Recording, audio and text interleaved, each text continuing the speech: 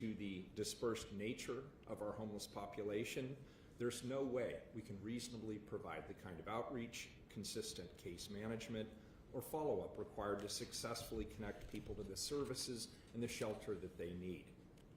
Here's what we're doing about this issue.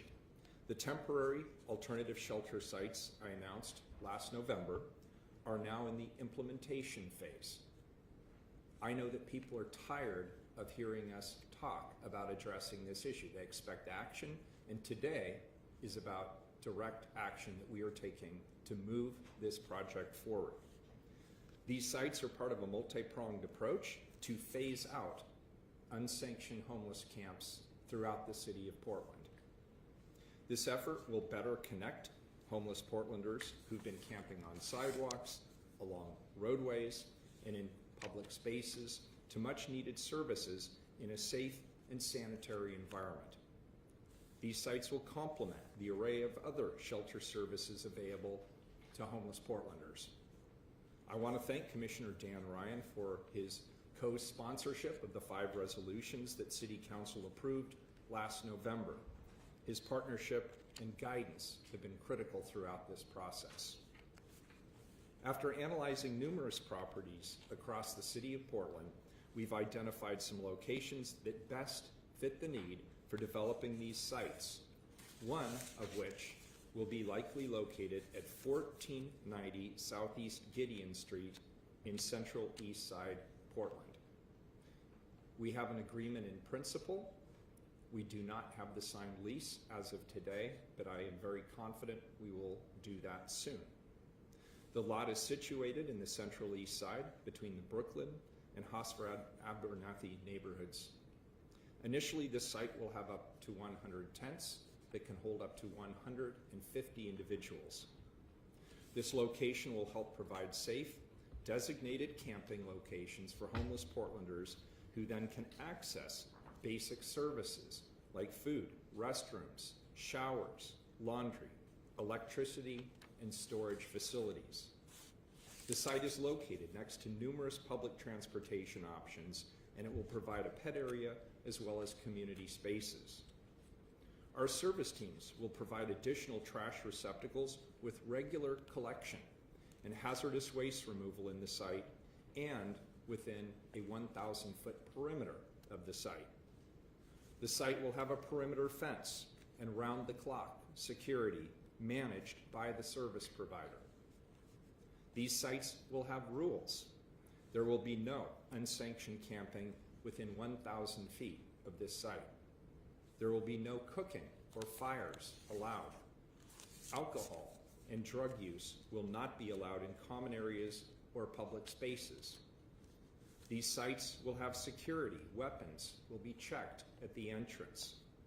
The service provider will patrol a 1,000-foot perimeter surrounding the site 16 hours a day, every day. There will be a 24/7 direct hotline staffed by the service provider to quickly address any complaints, questions, or report perimeter issues. These sites will also require partnerships in order to be successful. Service providers will regularly engage with surrounding communities, clients, businesses, neighborhood associations, enhanced service districts, and others. My administration will continue to regularly meet with stakeholders in the neighborhood as well. Traditionally, as you all know, the City of Portland does not provide human services. We will look to community-based partners as well as Multnomah County to coordinate with city staff to perform physical, behavioral, and mental health visits. We have additional sites in various stages of the negotiation process, some of which we can't identify because of non-disclosure agreements. We look forward to announcing additional sites as they're finalized. And again, just a reminder, the council has approved up to 6 sites. After conducting a comprehensive search and completing a competitive bidding process, we've selected a qualified service provider with experience managing outdoor shelters. Urban Alchemy is a California-based nonprofit that is the best fit to manage Portland's temporary alternative shelter sites. Urban Alchemy already runs numerous sites in California and a congregate homeless shelter in the state of Texas. My administration, myself, along with Commissioners Rubio, Commissioners Ryan, staff members from Multnomah County, and others have made trips down to Los Angeles and to San Francisco to review the sites that are currently managed by Urban Alchemy. And the feedback has been overwhelmingly positive. That was my own experience as well. Urban Alchemy will likely run more than one shelter site here in the city of Portland, and their headquarters will be based at the Southeast Gideon Street location that I've announced today, for which they are the assigned service provider. I'm grateful that Urban Alchemy is partnering with us on this vital project. I'm confident that this is the right team for the city of Portland. I'm now going to turn it over to Urban Alchemy shortly. They will provide an overview of operations and security protocols. My team and our partners have been thorough in developing this project because we want it to be as safe, collaborative, and thoughtful as possible. As Urban Alchemy continues to finalize their plans for the sites in Portland, my team has been working to make contact with stakeholders, residents, and business owners near the site. Many of those we've met have been supportive of the initiative, acknowledging that we're facing a humanitarian crisis best managed by trained professionals via designated camping sites. This is the humane approach. I will also be hosting community conversations to provide opportunities for stakeholders and residents near the Southeast Gideon site to share any concerns, to ask questions, to engage with our service providers to best tailor the services we will provide in the neighborhood. 2 of these conversations will take place over the next few weeks. You will obviously get the information on that. Those who live or own a business within a half mile of the site will be receiving information for these conversations via mail in the coming days. In fact, the mailer has already been sent. We will also provide regular updates on my website, which is portland.gov/Wheeler. We will continue engaging with residents and business owners throughout this process as we work to address the city of Portland's homeless crisis with urgency. Our goal is to have this site up and running by this summer. Maintaining the status quo is not a compassionate response. Creating temporary alternative shelter sites is compassionate, and the need is obvious to everyone. Portlanders understand that homelessness is complicated. They understand that we need to build systems of care that connect people to the services they need to get off and stay off the streets. But we have to acknowledge the fact: rampant, unsanctioned homeless camps in parks, green spaces, public right-of-ways, and elsewhere create real and significant public safety, public health, and livability issues for everyone in the Portland community. It is untenable. I'm asking you today to work with us. Help us create a system that will allow us to recover our public spaces and to connect people to the services they need to get off and stay off the streets. Ask the governor, the legislature, the county, and others to work with us on the plan that we're moving forward on today. To be successful moving forward, we need to acknowledge that the current system is not working as effectively as it could. There are successes, but ultimately too many people are failed by the status quo, both homeless individuals and the public at large. Can we acknowledge that? And can we work together to build a system that will work? This press conference is about one strategy that I believe shows tremendous promise. We can both create more affordable housing options and provide immediate services to those who are struggling to survive on our streets. Our collective goal should be to eliminate unsanctioned homeless camping anywhere within the city of Portland. We can't wait any longer, and the action starts today on this new strategy. Thank you. Oh, going to invite Director Myers up here from the Community Safety Division. Thank you, Cody. Well, good morning, everyone. My name is Mike Myers. I'm the Community Safety Transition Director for the City of Portland. Many of you know that I was the fire chief previously and your emergency manager. And with that experience, I look at this issue through the lens of managing a disaster. If there was a hurricane in Florida, or a flood in Missouri, or an earthquake in Oregon that immediately displaced 3,000 residents from the disaster, we would not leave them to the streets to fend for themselves until they were navigated back into housing. We would establish emergency safe shelter sites with support and services on site, knowing that it may take 3 to 5 years before adequate housing is available. We have more than 3,000 individuals living on the streets of Portland, not because of a hurricane, not because of a flood, not because of an earthquake, but from an interplay of factors, a different kind of disaster, an interplay of affordable housing crisis, personal financial collapse, and a national drug epidemic.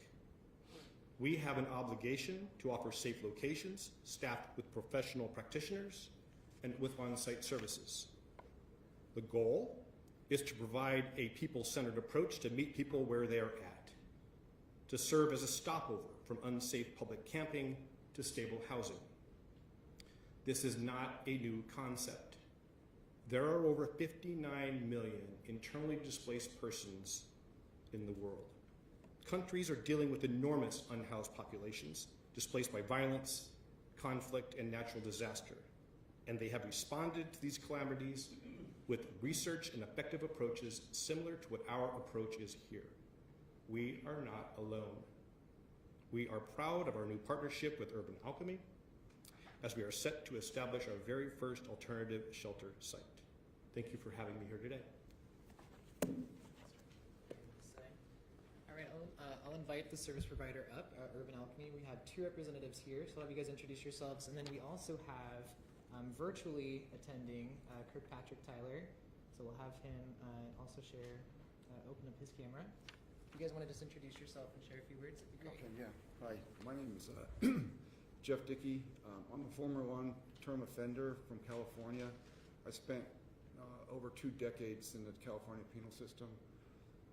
During my incarceration, I had a change of heart, like many of those who are spending a long time in prison, and realized that my ways were wrong, and I made it a large effort to rehabilitate, and came to the conclusion that I needed to apply restorative justice principles when I got out.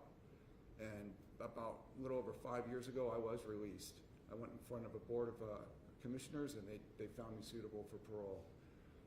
I paroled to San Francisco, where I was immediately employed by the city of San Francisco and Lena Miller, our CEO of Urban Alchemy, who had decided that they wanted to provide jobs for those returning citizens and give them an opportunity. We were tasked with a rather difficult task of space management in front of City Hall in the Civic Center of San Francisco, which had been inundated with homeless issues, drug addiction, mental health issues. We were asked to keep the whole plaza safe for families. 2 children's parks were being built there, and we needed to control that environment. That program was so successful that others ensued from that, and we soon were contracting with Human Services Agency, San Francisco, Recs and Parks of San Francisco. We've contracted with corporations like WeWork, Zendesk, Supreme, UC Hastings. With the advent of COVID, a lot of our social programs shut down, and we started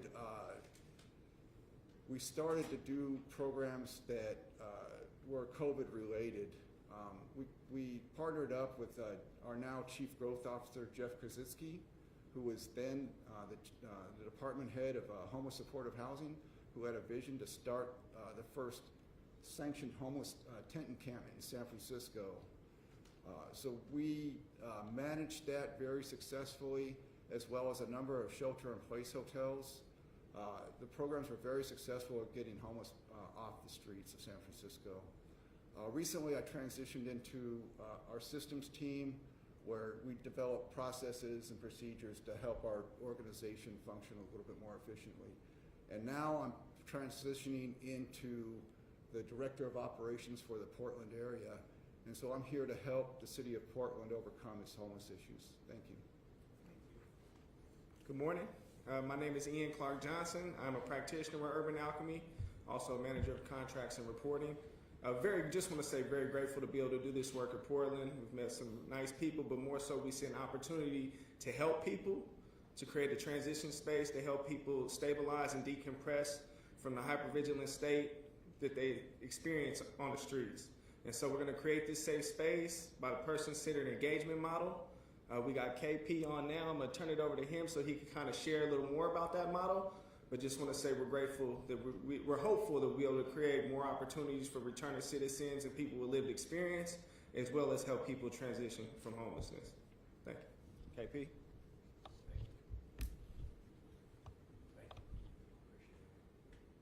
Good morning, everybody. So glad to have the opportunity to greet everyone and to, more importantly, to be able to be a part of the awesome work in Portland to fighting and ending homelessness. We want to say thank you to Mayor Wheeler, to city leadership, as well as to the staff that's just been so welcoming and supportive of the work. I think the thoughtfulness and the intentionality of how we've gotten to this point is key to the fight to end homelessness. I want to be clear that safe sleeps are really groundbreaking in terms of an approach to ending homelessness. What we found in our work is that there are so many people that have been traumatized, that have experienced hardship, and that have had really bad experiences in some of our traditional shelters. And for a lot of people, what they found is some sense of independence in their tents, a sense of ownership in their tents. And so a safe sleep is really an introduction back into what it means to be a part of the community. And so we're excited about this work, primarily because we've seen the success that it's had in other markets.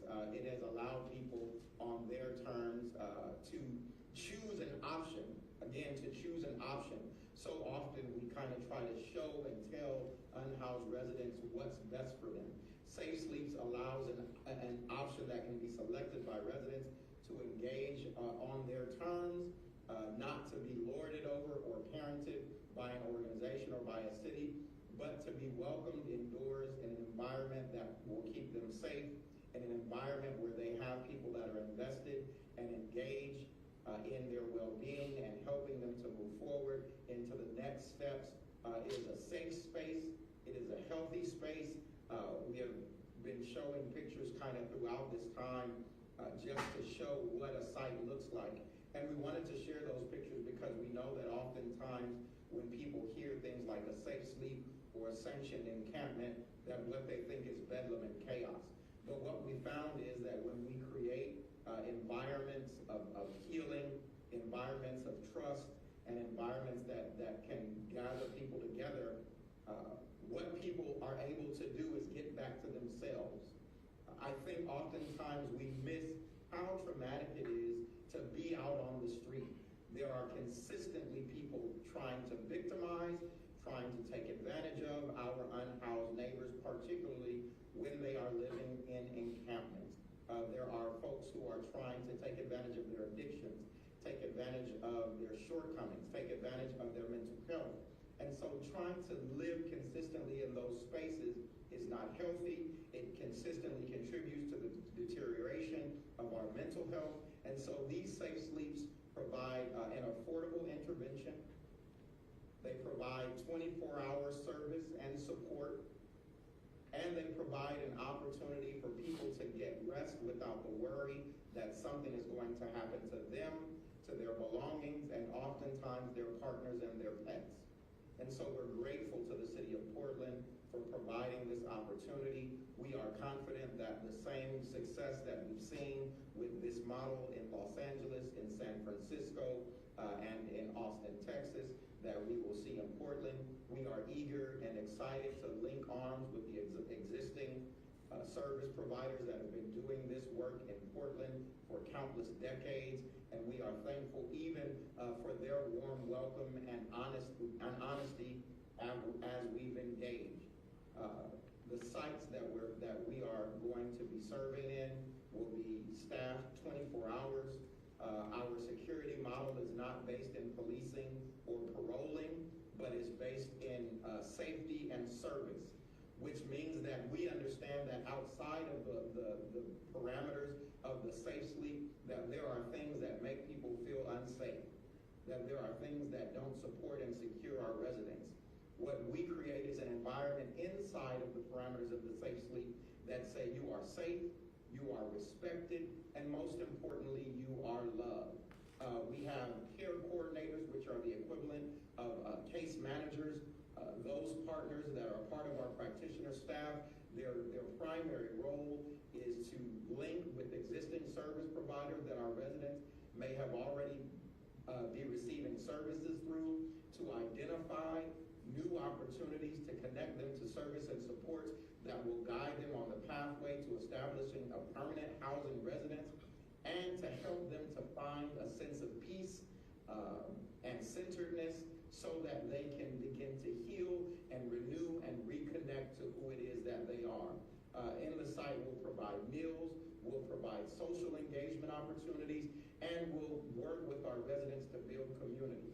The final thing that I'll say is that Urban Alchemy doesn't look at these sites as an insulated, secluded, separate part of the community. But we see the Safe Sleep community as even the housed residents, the business owners, and the stakeholders that live in and around the neighborhood. We believe that our success has in part been because we are accessible and connected to the existing community. Because we don't see a they or them, but we are all an us and we.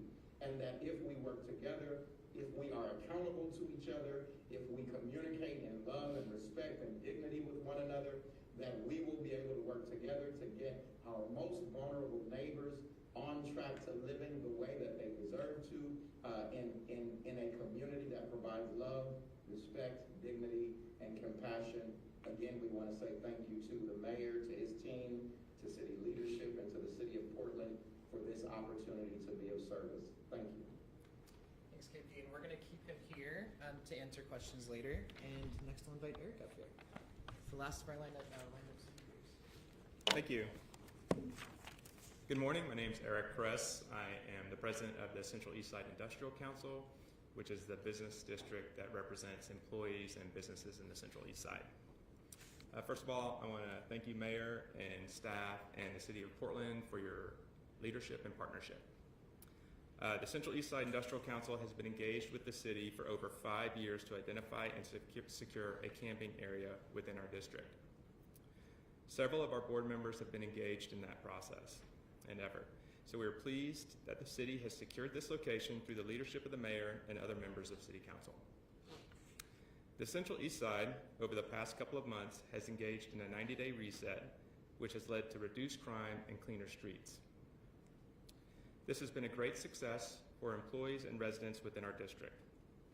And we know there's still more work to do. Establishing a clean, safe, sanctioned camping site has been at the top of the list of next steps for us. And as the site develops and begins operation, we will continue to work with the city to ensure the areas in the vicinity are clean and safe for the employees and residents of the Central Eastside. Identifying sanctioned camping sites is a crucial step toward providing a safe and legal place for unhoused individuals to sleep. By supporting this initiative, we can reduce the number of people sleeping on the streets, provide a first step in the continuum towards housing, and help address the homelessness crisis in Portland. It is heartening to see the city and its partners working together to create a solution that benefits everyone. We look forward to more collaborative efforts with the city to ensure our community is safe and everyone receives the care and support they need. Thank you to all who have worked tirelessly in this effort.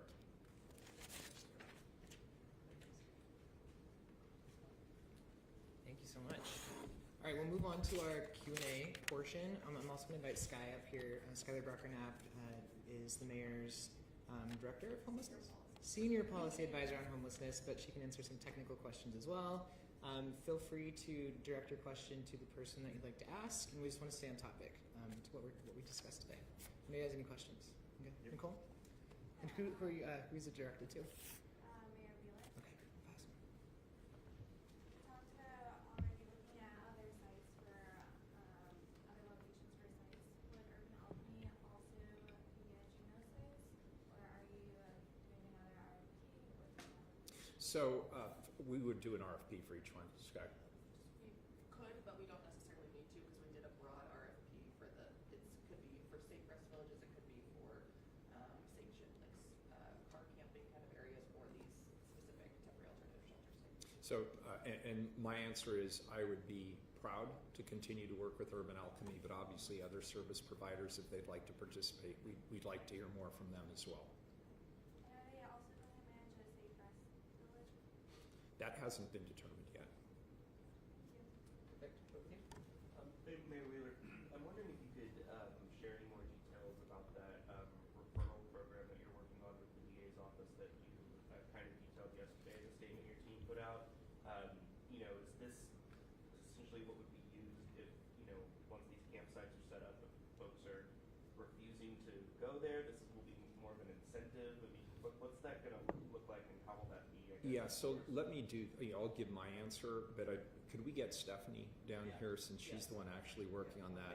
She's our expert. I want to give you a good answer, a thorough answer on that. But the bottom line is we're trying to create a non-law enforcement approach to incentivizing people into services that they need, whether it's behavioral health, whether it's substance use disorder treatment, or other services. The goal here would be a effort to eliminate past sanctions, old warrants, old fines, that kind of thing, in exchange for people being willing to participate in the kind of treatment that's necessary to help them recover their lives. But Stephanie can also, I think she's here today, isn't she? Okay. So we'll connect after this. Bobby, is Stephanie here? She is? Okay, good. And so we'll connect you at the end of the press conference. So is that program how you intend to get folks into this site, or what's that look like? I know you mentioned over 100 people will be there. Who you're going to be going after? How are you? Yeah, let me turn this over to Skylar. Thank you. Thanks, Mayor. So Sky Brocker-Knapp, Senior Policy Advisor for the Mayor. So we are hiring outreach workers right now and working with our existing teams, and we will offer people this option along the continuum of care. So there's many other congregate shelter sites, there's safe rest villages, there's a lot of different options. We're not forcing people into these sites. So it's one of the options out of many, and we're hiring outreach workers to do even more engagement with folks to offer them this specific site. We'll have Urban Alchemy also educating our outreach workers on exactly what those sites offer and why they might be a better fit for folks given if they're a couple, if they have a pet, just different reasons that KP outlined for these specific sites. Are there any concerns that you won't be able to fill this place? I don't have any concerns. We have had tremendous success getting folks into safe rest villages. Folks on the street have told our teams that they specifically want something like this. They don't want to go into congregate shelter all the time for various reasons that a lot of folks can speak to, but they can often be triggering or traumatic, and that's kind of why these sites have existed in the first place, and Urban Alchemy has kind of piloted that. All right, Alex? Yeah, I have questions for the mayor. You mentioned that the contract for this property isn't entirely finalized yet. What stage is it at, and when will we know for sure if it's... So we've agreed on all the tough things. We've agreed on the duration. We've agreed on the price. We have agreed on the strategy by which the current owners of the site would begin vacating the site, and we could begin the build-out requirements for our site. But there's a few legal details that still need to be ironed out. But I can tell you with great confidence, relatively quickly we will get to the signing of the lease. It's the last-minute legal haggling on words. And you said there... So I'm not even remotely worried that we won't get a lease. We'll get a lease. So it's going to be a lease. It's not going to be a takeover. Correct. Yeah. Yeah, that's right. And you said you agreed in duration and price. Did you mention that earlier? What's the duration and what's the price? I don't think I'm in a position to disclose that right at this moment. We will eventually, of course. And last thing, you said you want this up and running by the summer. What's the timeline for the rest of the camps? I know the idea was by 2024. Is that still? As soon as possible. We're working on multiple sites simultaneously. My team is in discussions with numerous property owners, and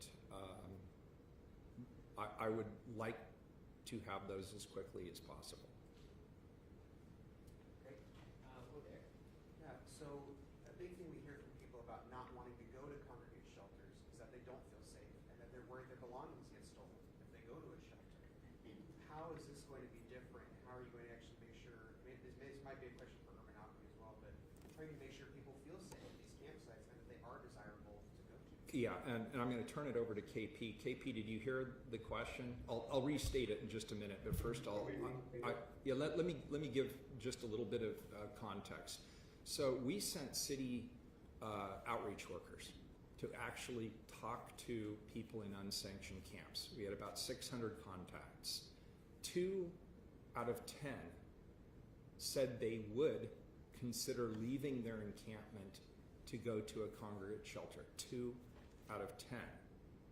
7 out of those 10 said they would prefer a setup similar to what's being proposed here with our shelter system. They want access to stability. In other words, they don't want to continually be swept. They want access to hygiene. Lack of toilets, lack of sinks, lack of laundry, lack of litter collection is a major concern for people who live on the streets. And the icing on the cake is the possibility of being connected to the kinds of services that people need that ultimately could prepare them for and connect them with housing. But for a lot of them, they acknowledge themselves. In fact, 40% acknowledged that they have behavioral health or substance use disorders that are disabling to them. 20% indicated they have both. So we see this as a stopping place. It's much better than a dangerous and squalid, unsanctioned camp. It's not as good as being in a home and prepared to be in a home, but it's somewhere in the middle, and it's a missing link in the chain of services that we currently provide, and I think it's a critical missing link. It's the difference, I believe, between connecting people to the services they need to get off the street and not doing that. And so that's why I've pushed so hard and why my colleagues have supported this approach. KP, the basic question was around, and if I get this wrong, correct me. The basic question was around security for people who live in the camps. The reporter accurately indicates that a lot of people are concerned if they go to a shelter, they may not be secure, their belongings may not be secure. How do you address that in your program? Did I get that right? So I would say first, while I'm honored to be here, a really critical piece to, and a significant portion of the answer to that question are the 90% of our staff that are represented by those two gentlemen that are there with you, Ian and Jeff. 90% of our team are formerly incarcerated or have homeless lived experience. The reason that I say that they're a key component to this is because they have the skills, but they also have the life experience that helps to connect with our unhoused residents and neighbors. Before we can talk about security, we have to talk about connection. Putting up bars, locking things up does not actually secure things. Security actually happens in our heads and in our hearts. And when you have staff that are there to support you, who can empathize with what you're experiencing, who can empathize with where you've been, and who have experienced some portion of what you're going through, security starts there. The second portion is that so much of our on-the-ground model is based in community engagement and support. And so throughout the day, what you see are practitioners moving throughout the site, engaging with residents. And so that engagement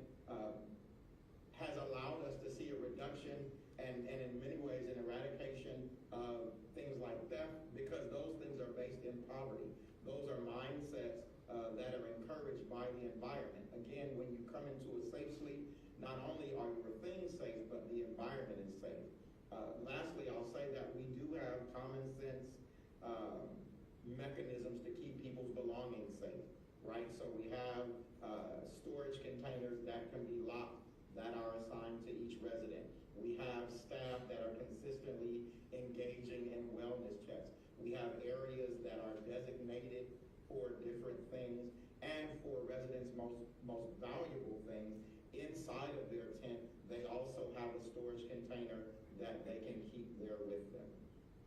What we've learned on the ground and engaging with folks that are unhoused has taught us so much about why they have been what we call service resistant.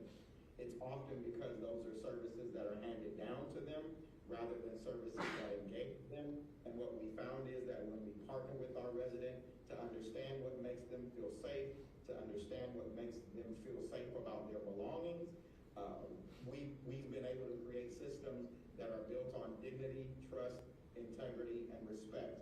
And while I know that there are some people that will say, you know, maybe that's not enough, I would challenge us to look at how we who are normal or regular live.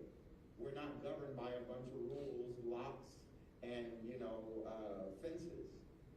We live in a community and we live in environments where we love, respect, and can see one another.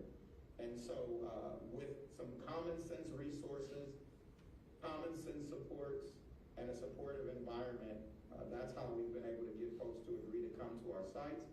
That's also how we've been able to keep a significantly low amount of challenges around theft and keeping people and their belongings safe. Great. Somebody that hasn't asked, we'll go to this first. This is important. This is for the mayor. So you said that no weapons would be allowed in these shelters. You also said that no open drug use would be allowed. How would that enforcement work, and do you plan on having added police patrols around this encampment? The answer to the last question is no. KP, why don't you take the first part of it? Did you hear it? Yeah, I heard Okay, it. I'll take a portion of it, and I actually, again, I'll ask Ian to hop in on this one as well. What I'll say very briefly is we actually don't use the language of security. What we use is safety and service. When we talk about why people garner weapons on the street, again, it's because they feel unsafe on the street. We just in Austin, Texas, operate the largest men's shelter in the downtown area. When we got there, they had a bag scanner, a metal detector, and armed guards. That was not keeping that place safe. We removed the metal detector, we removed the baggage scanner, we replaced armed guards with practitioners who are trained and equipped with de-escalation skills, as well as love, compassion, and respect.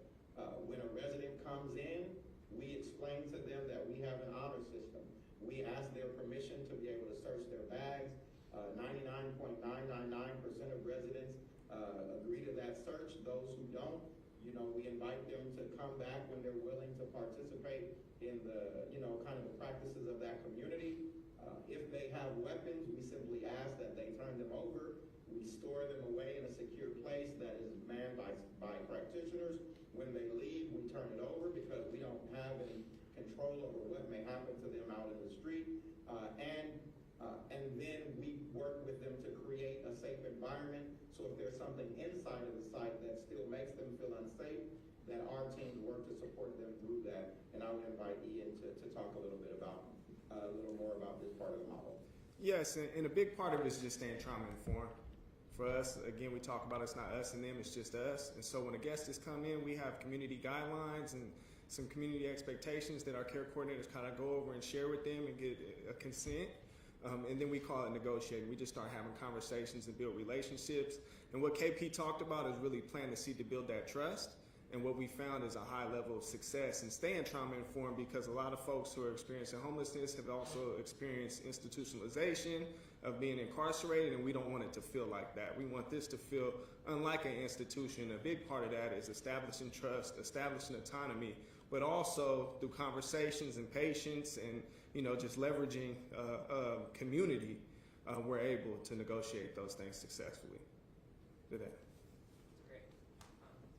Yeah, for the mayor, I'm wondering if there is an expectation of how long people will be staying at the camps, or if there's a limit on how long they're able to stay in the camps?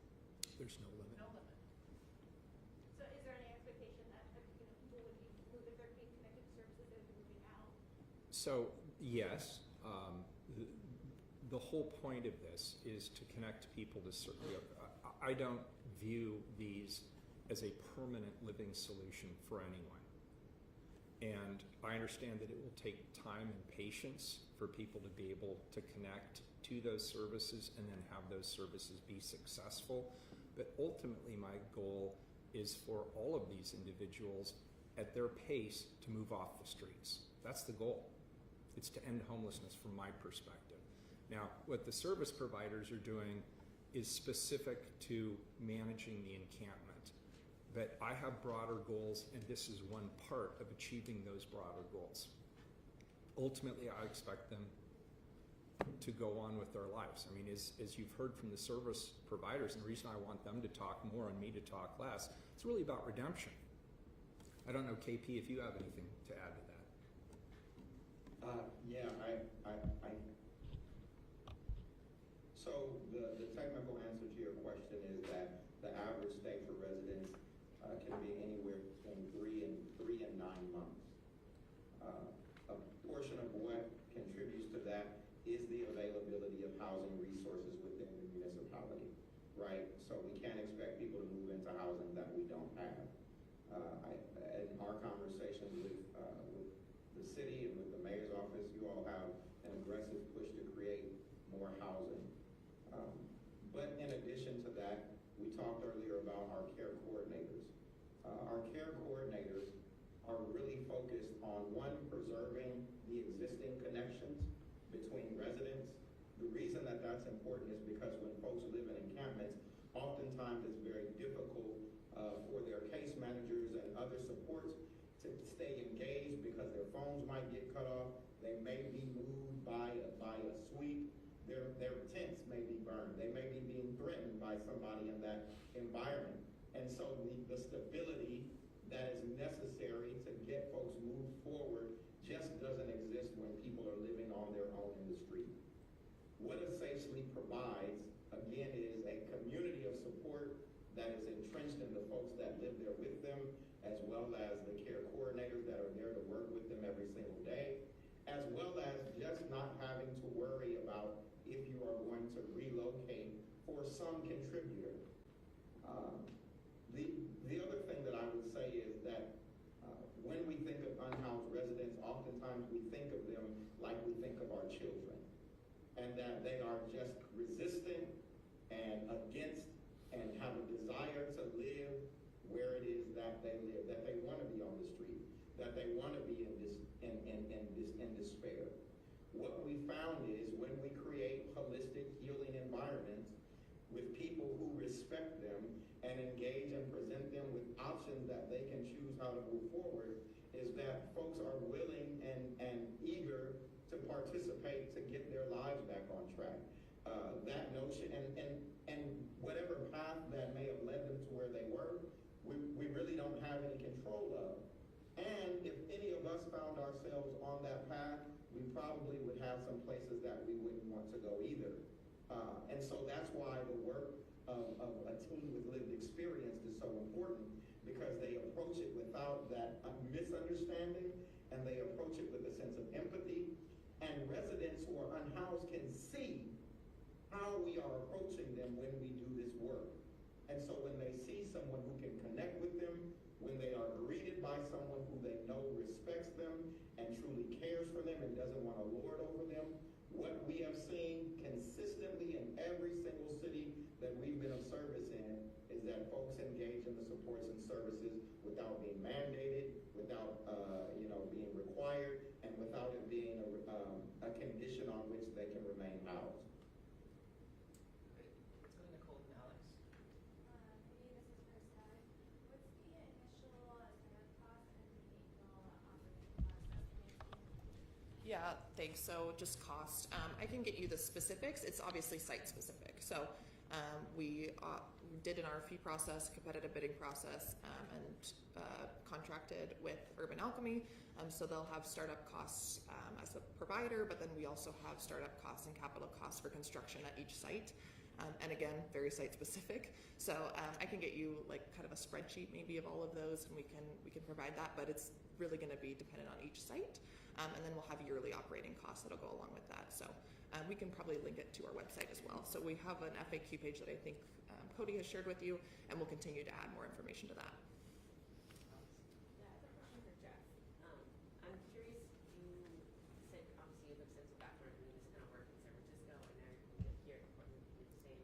I'm curious if there are any, if you see any different hurdles or challenges to addressing, the homeless crisis in Portland compared to San Francisco, what those might be, what similarities you see and what differences you might see. Well, the cities are really similar in scope. The homeless issues are pretty close.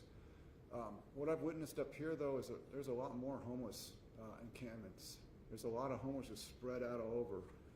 San Francisco is more concentrated in a certain area, in a certain region of San Francisco, mostly in the Tenderloin and South of Market areas, and I think that was designed. However, up here, it's a little different. So the dynamic's different. We're going to have to pull people from all different regions of Portland to get them in these villages, which, is a task for the outreach teams. But other than that, it's pretty similar. KP, do you have anything that you wanted to jump in on? We're good? Yeah, I would add probably the most interesting conversation around differences has been how we address the issues around weather, right? In California, I don't know, I feel like maybe the last couple of weeks, we could have probably given Portland a run for your money with the weather we've been having in Los Angeles. But in terms of the cold weather, we have really been looking, we've had the opportunity to speak with some of the service providers that have been engaged in this work, but also a part of, because again, our model is so based in resident engagement, we've also began speaking with folks who have lived experience. And as we get on the ground, we'll talk to residents who have lived in encampments and hear their expertise in how they've managed to stay warm. And then we will add our resources and technology to be able to turn the methods that they've used into a sustainable resource to keep our residents warm in cold weather. What we do have in terms of experience in Los Angeles, we operate what are called climate stations. Those climate stations operate both in the summer months as well in the winter, and they serve as central areas where folks can come and get resources, have a safe place to connect. And so we'll also take some of the learnings that we've had in those sites and apply them to the work that we do there in Portland. Time for just like one or two questions. Yeah, so obviously, like you said, the council's a question from Mayor Wheeler. Like you said, the council's approved 6 sites. You've got this now, 1 announced. How many other sites are in progress? So are 5 others in progress, or do we just have 2 or 3 more in progress? What would you say, Scott? I mean, all at different Can stages. you go to the microphone? Thank you. Could you also spell your name for us? Oh, yeah, sorry. Skyler, Skyler, and then Brocker Knapp. Sorry, it's very long. BROCKER-KNAPP. And your position we do. I'm a senior policy advisor. We have, various stages. I would say 2 more sites that are in closer stages, and then obviously we have an acquisition team and a broker that are looking at sites all around the city. We also have public land, so we also have tasked a director's cabinet at the city of Portland, folks who have worked at the city for a long time and in different positions who have expertise on what sites would be better for this kind of shelter. So we've given them kind of specifics on what would be best, and they've provided us with lists and different sites as they come up. So I've looked at probably 25 different sites, and they're all, some didn't work for different reasons.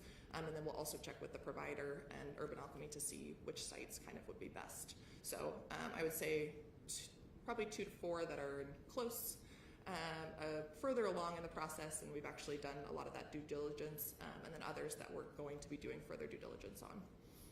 Yeah. All right, are we all set? Oh, yeah, good point. Good call. So the council committed $27 million.